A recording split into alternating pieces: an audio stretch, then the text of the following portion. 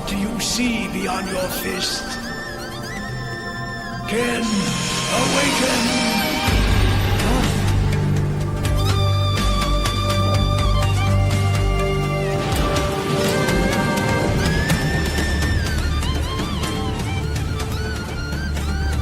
My fate.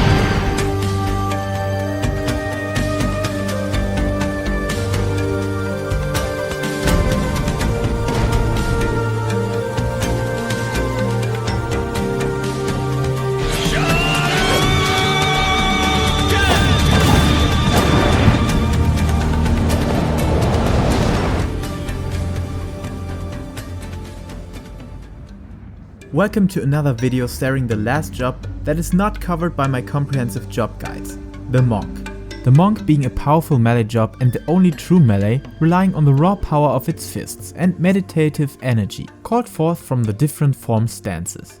While other melee jobs follow on a specific combo order, the Monk switches from form to apply buffs, dots or weave powerful striking attacks with his bare hands, or maybe some knuckle-like weapons. While providing a solid party buff through Brotherhood, the Monk's personal damage is very strong, if you're able to manage getting done all the required positionals. That means, the Monk is one if not the heaviest job relying on a solid positional performance. Still, the most unique feature is its dependency on weapon skills mostly, while other jobs focus on weaving in OGCDs. The Monk strives back to the raw power of weapon skills, and don't you ever think this could get boring 1 second. The speed increase of your greased lightning and the permanent focus on the correct positioning will always keep you busy, without granting space for boredom. Balancing wise, only the samurai or really good ninjas can pass the Monk's damage, but if you strike down your competition with precise punches, even summoners or black mages kneel down before your raw power. Looking at the equipment department, the Monk has multiple skill speed tiers, but they only make sense if you're aiming for a perfect and flawless execution of your rotation, without uptime delay or anything like that. But as this preciseness melts away the limits of this guide, let me recommend the balance advised sweet spot of 914 skill speed. Everything above that value can cause rotational disalignments, but don't take it too seriously, just try to avoid falling below that or going way beyond. The more important approach is to take care of your item level, which means base stats and weapon damage, while heading for some nice critical hit values that heavily boost your rate at which you receive meditation stacks. After that, you prioritize direct hit followed by determination. And to make use of all these findings, let us take a short look at the combat basics. First of all, you love Tornado Kick and Six-Sided Star? I am sorry, you won't use these skills unless the boss is planning a long absence or is nearly finished off. Otherwise, never use them. The main reason for not using Tornado Kick is our goal to uphold Greased Lightning stacks that immensely increase our quickness, which directly leads to a heavy DPS advantage. So we want to use Snap Punch or Demolish to receive stacks of Greased Lightning. Snap being stronger from the flank, while Demolish applying a dot and having rear positional. But to make that happen, we need to channel through our forms to get into the curl form, started by Oppo with Bootshine from the rear and Dragon Kick from the flank, followed by our Raptor form abilities, the strong rear attack True Strike or a personal buff Twin Snakes, buffing our damage by 10% and being stronger from the flank. And as we want to get into a high Greased Lightning stack count ASAP, we want to use Form Shift Pre-Pull and can also shorten the way by using Perfect Balance that removes form requirements, allowing the use of Snap Punch or Demolish to directly grant the needed stacks. Later on, Perfect Balance can be used to alternate Dragon Kick and Bootshine, because for receiving their bonus effect, you will always need to head into Oppo form again, by going through Raptor and Curl. With Perfect Balance, you can skip that and use one Oppo ability after the other, to land the strongest damage combination with Dragon Kick increasing Bootshine's potency and Bootshine being a guaranteed critical hit when used from the rear of your enemy. That also means Bootshine is your most important positional, where your focus should always stay on. All this is accompanied by some buffs and damaging OGCDs, Riddle of Fire being a straight up 25% damage boost, while Brotherhood increases your own and the physical damage of your group by 5% and introduces the Meditation Forbidden Chakra mechanic. Simply told, without Brotherhood, each of your critical hits has a chance of 70% to grant you a meditation stack. With 5 at max and reaching the max, you are able to use the Forbidden Chakra, a very powerful OGCD being used under as many party buffs as possible, while not delaying its use for too long. Under Brotherhood, your party members also have the chance of granting those meditation stacks by 30% when landing weapon skills, so use this buff wisely and when your party is aiming for its burst. Above that we also got Elixir Field, a simple damaging OGCD to help you with DPS, also being very strong in AoE matters.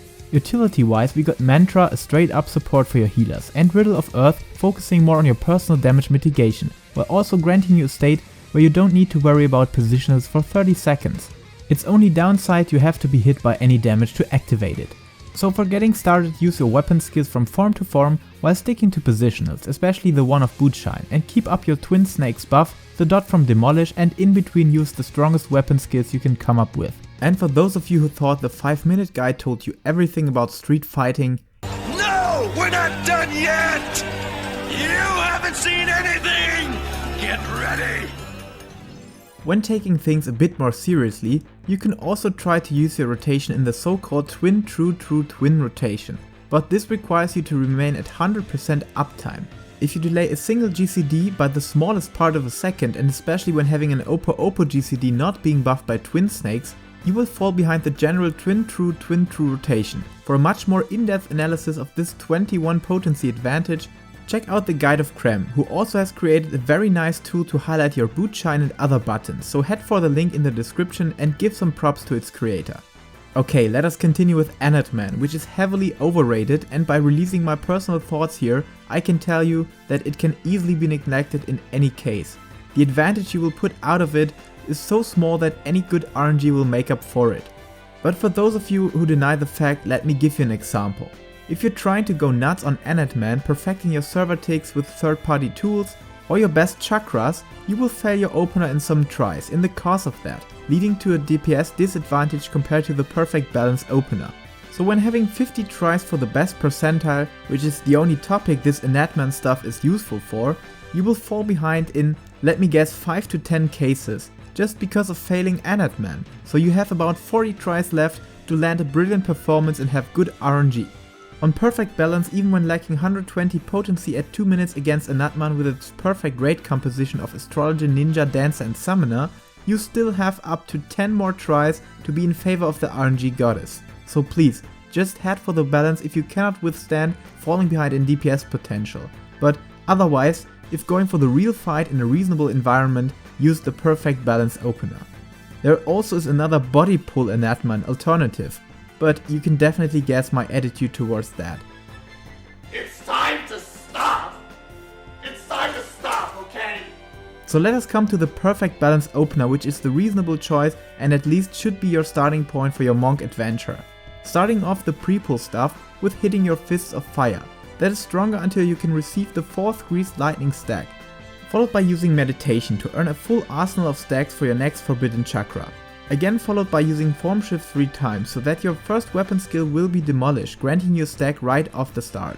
Then at about 2 seconds use True North to guarantee yourself the right positional bonus of your first GCDs, followed by charging into combat with Shoulder Tackle, that you could also do without charging, but you have 2 stacks of it, so why not. Then, right inside of Demolish Recast Timer, use Perfect Balance and hit 2 snap punches after another to increase your Greased Lightning stacks again, followed by an optional potion after the second snap, followed by Twin Snakes to start off your cooldown phase, when being followed by Riddle of Fire and Fists of Wind to grant yourself access to another possible stack for Greased Lightning. Now reapply your Demolish buff to snapshot its potency under raid buffs and your Riddle of Fire, and use Brotherhood and Forbidden Chakra afterwards. That again is followed by Dragon Kick that you're now starting to use from the right positional. Keep in mind that the area you need to stand for hitting that position is quite close to the rare position, just take a closer look at the circle of the boss. In Dragon Kick's recast timer, use Elixir Field and use another Dragon Kick. The reason for doing this twice is that your second DK is not under the perfect balance duration and won't grant you the Leaden Fist. Therefore, heading onwards with True Strike and Snap Punch, use the big fat buffed Leaden Bootshine, reapply Twin Snakes for getting out the next Demolish buffed completely, and finish off the required stances according to your buffs and the duration of the dot, and reapply Demolish after True Strike under the Potion and Riddle of Fire duration, where you can see skill speed and timings are very important. Losing that Riddle of Fire buff for your Demolish will lead to quite a DPS loss, and of course when having meditation procs, make use of them as soon as possible, especially when under Riddle of Fire or the potion duration. Using perfect balance mid-fight is something I'm always failing at, but the optimal setup would be to use as many Oppo attacks while not dropping lightning stacks by using one curl GCD. The simple reason for this, rotating between Dragon Kick, granting Lead and Fist and using that with Bootshine, is our strongest damage coming out of 2 attacks. So always remember that our strongest attacks are coming out of our base Oppo form, but to rotate between them normally, you need to use the other abilities of the other forms. With perfect balance, we can skip them, harvesting their great potency. When it comes to AoE damage, we have to take a look at how many targets you are dealing with and what to do in which form. First of all, use a setup to receive your Twin Snakes buff. That setup is changed after applying the buff, so use your Bootshine and Dragon Kick alternation when only 2 targets are present. Then 4-point Fury, followed by applying Demolish when at least you have 9 seconds remaining, after that use Rock Breaker. At 3 targets, replace your Bootshine Dragon Kick alternation with Arm of the Destroyer. Use 4-point Fury to uphold Twin Snakes and use Demolish when you can guarantee a 15 seconds duration of it. Otherwise, use Rock Breaker. And at 4 targets, just simply stick to all AoE variants. And of course, use Enlightenment by using your meditation stacks instead of the Forbidden Chakra, while using Elixir Field onto the biggest number of targets. And that's it, my friends. While we only scratched on the surface mostly, I think you can easily become a powerful fighter with this guide. And if you want to dig deeper, take a trip to Singapore or any country with many old temples, or due to COVID-19 restrictions, just head for the Balance or Créme's guide, both found in the description. So train hard to become the strongest weapon your team can come up with, or the most annoying when body pulling with Anatman. Thank you guys for watching, and don't forget to subscribe to my channel or hit me up on Twitch. And for those of you with an insane amount of wealth and generosity, I also have a Patreon page that is waiting for its brotherhood to solve the Riddle of Fire in meditation. This is my last comprehensive job guide for Shadowbringers, so thanks again for your insane support, your amazing feedback and all the love shared in Final Fantasy. Keep it up, and so do I. Until next time, stay healthy and take care.